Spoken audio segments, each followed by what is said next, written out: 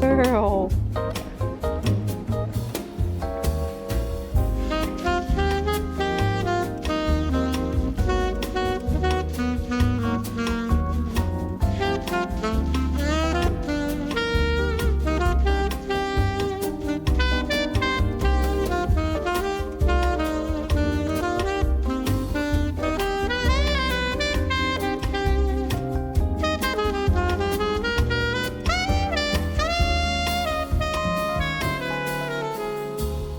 Hi, welcome back. Come put away the groceries with me and get dinner started while we have a little bit of a chit chat because it's kind of been a while.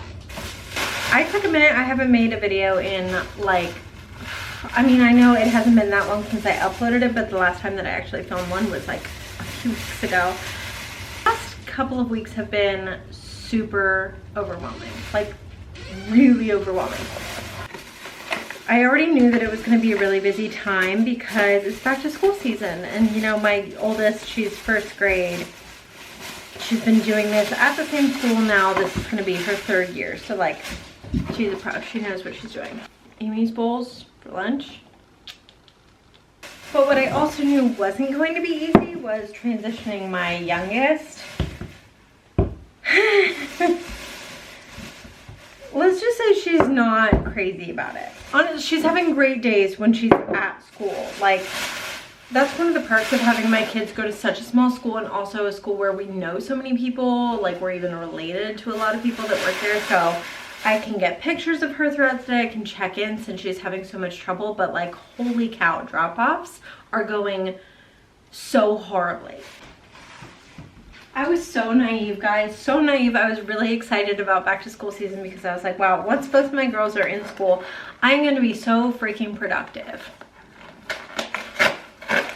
Life literally said, no. Not only did we have a death in the family, which was just kind of,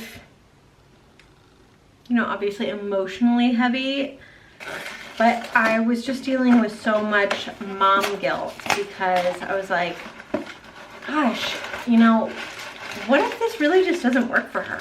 Like, what if she's just not ready for preschool? What if I'm making the wrong choice? What if she needs more time? Maybe she doesn't need pre-K. Maybe we should wait until kindergarten. What would one more year at home hurt? But at the same time, like, I have to go back to work.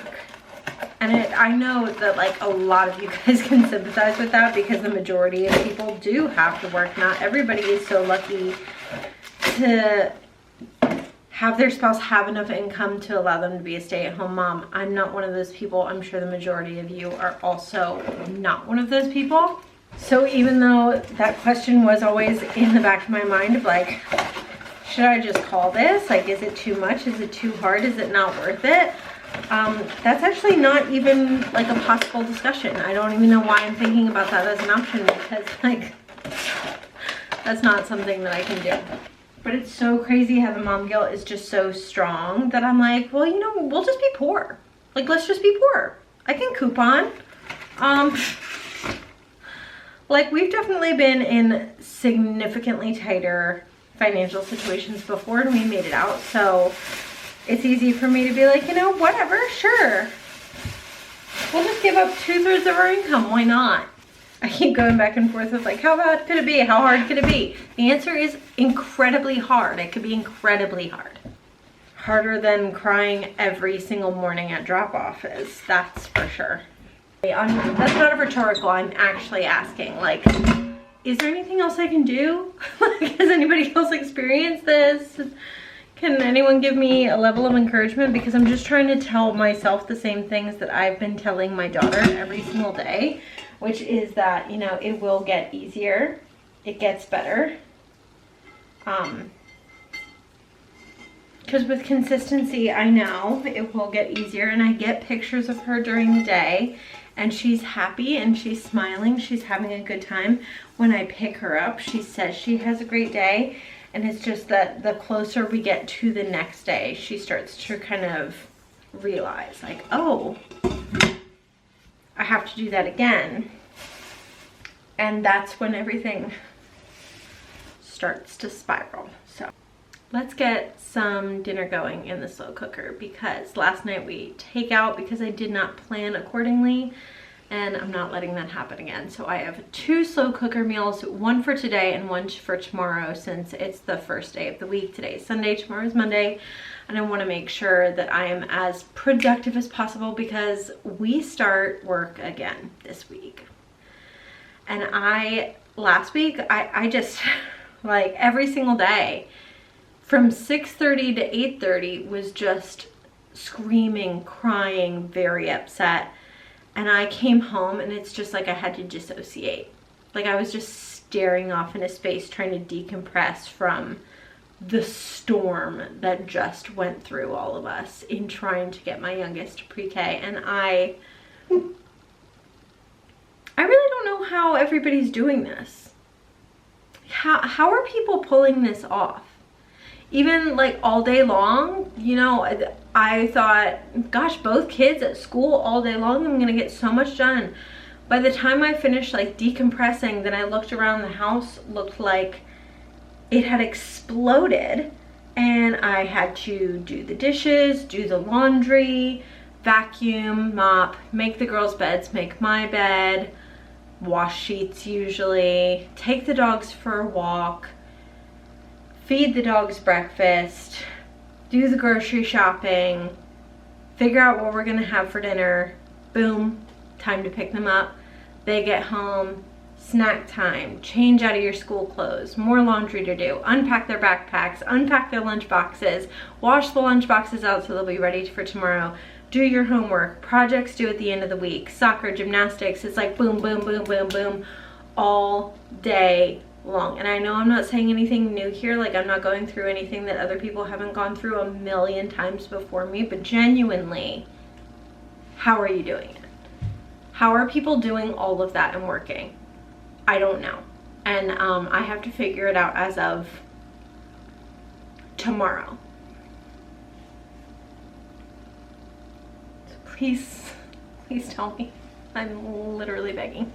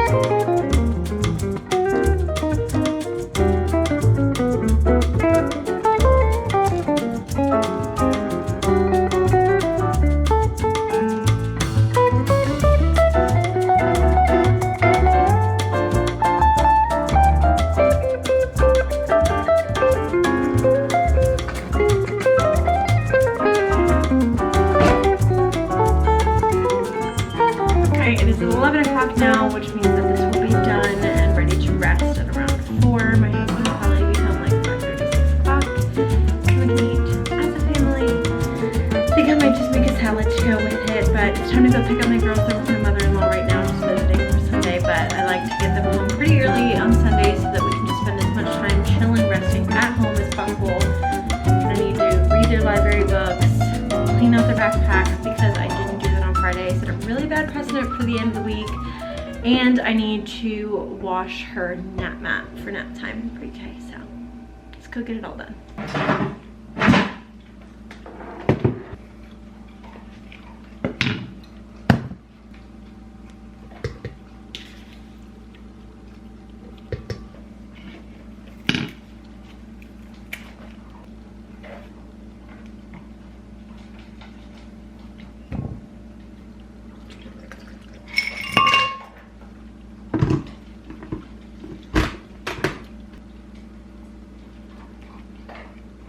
It's entirely too easy to think that everybody else in the world has their entire life together and you just don't.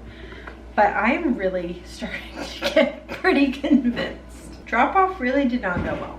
Like, not even a little bit. It went very badly. My daughter, my oldest, woke up and was like, I have a fever. She didn't. Then she started making herself cough really hard until she like was gagging and almost throwing up, and I was like, you don't have a cough, stop, you're making yourself do that. And then she discovered like a critical toe injury, and she was like, I can't go to school because I have a broken toe. And I'm like, you don't, you were just running like nothing was wrong until I told you that you didn't have a cough, and now it's actually not my cough, it's my toe. So I had a horrible time getting her out the door, like didn't even get to do her hair. She looks a mess, but we made it. Of course, my youngest did not go to pre-K very easily. Lots of tears, lots of yelling, so much guilt. And it's like my chest feels so heavy. It feels like it's about to explode. And then I come home and I look around. Let me be honest with you guys. Let me show you guys what this looks like. Because last night when we went to bed, the house was mint condition. Not mint, but like pretty good condition. School run? Insane. And of course, the girls' stuffed animals needed to get washed and they couldn't find them, so they pulled all of the laundry out onto the floor. My husband's 72 morning beverages routine, sink full of dishes. They pulled every Barbie that they own out so that they could play together for like 15 minutes before going to bed. Also pulled out the whole Barbie dream house into the living room. Super helpful. And some coloring and crafts, scissors, color books. And then not knowing what they wanted to wear, the aftermath of knocking everything over and trying to get the Barbie dream house out of here. It's just, you know, it's really discouraging. I'm very lucky that I don't have to go on camera today. Technically today is my first day back to work, but I just have to do this like training module, so I don't have to go face to face, and it's just a phone call to get me started. So that's very lucky that I'm able to do that, and I don't have to worry about like doing my hair, because honestly, if someone was like, you have to go put on a full face of makeup and do your hair and find a place in this house that's nice enough that you can go on camera and in the background it doesn't look like there's been some sort of a accident, I think that would push me over the edge at this point. So at least we have that. So in this time before, I have about like an hour before everything gets started, I am going to just try to make as much impact around this house as possible.